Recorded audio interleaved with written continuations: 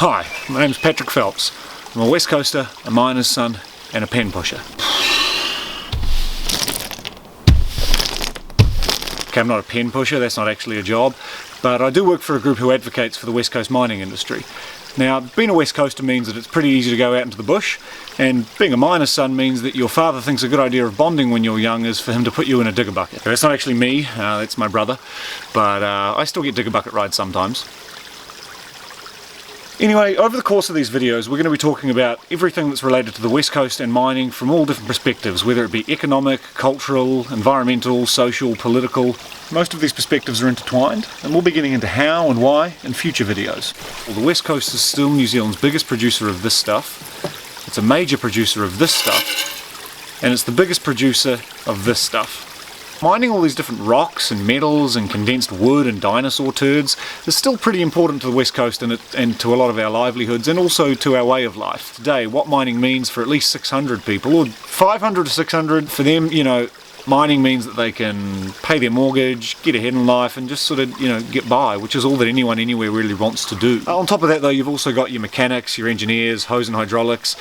Those people are also obviously heavily reliant on mining. There's also food production, which is a pretty big employer on the West Coast.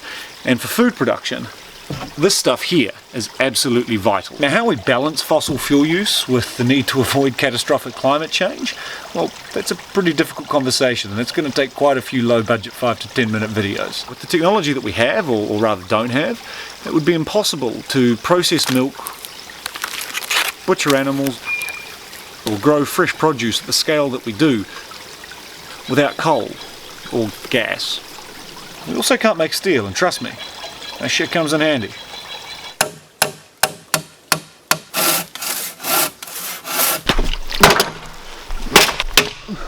You take away our production of coal, meat, dairy and fresh produce, and that's a fair few jobs.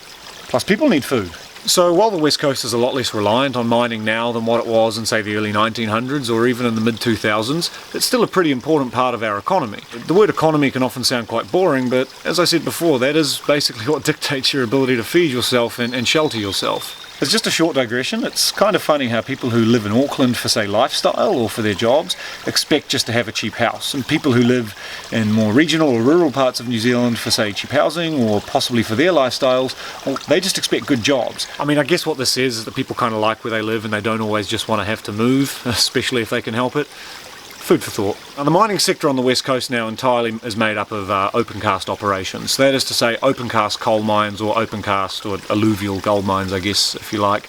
Now, there's roughly 350 to 400 people working in coal mining and about 200 people working in alluvial gold mining. And there are also, to be fair, there are some opportunities on the books. Now, they are subject to either regulatory or investment decisions. I say this just to stress the fact that there are growth opportunities out there. There are investors willing to invest.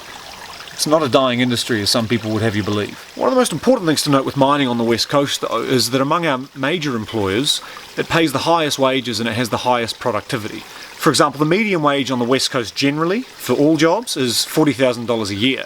Mining's median wage is double that, at $80,000 a year, and say accommodation and food services median wage is about $20,000 a year. So what that tells me is that every new mining job that we can create lifts our median wage, but the more reliant we become on a visitor industry or accommodation and food services, that halves our average wage. This isn't because miners are particularly generous or because cafe and restaurant owners are inherently stingy.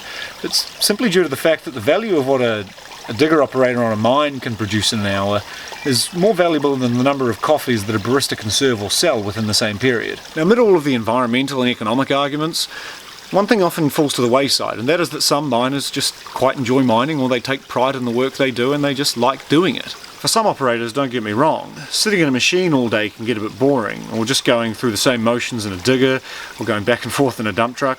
But then there's the pride also that comes with being in charge of what's a fairly expensive and impressive piece of machinery. Now, in response to miners defending the work they do or saying that they want to keep doing it, a lot of politicians or other people will often say that they need to adapt or change or transition and just move with the times. But this is a little bit rich coming from people whose incomes are not affected by these decisions, and I think that's one thing that people fail to realise.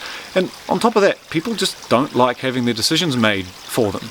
while we're at it, I sometimes also get the impression that just because these people wear suits or have degrees, which, you know, I have myself, so I'm not judging there, but they feel like just because possibly they're better educated, or they feel like their job is more prestigious, that they would know more about what's good for somebody who drives a machine or wears overalls for a living. It's a little bit condescending. Anyway, thanks for watching.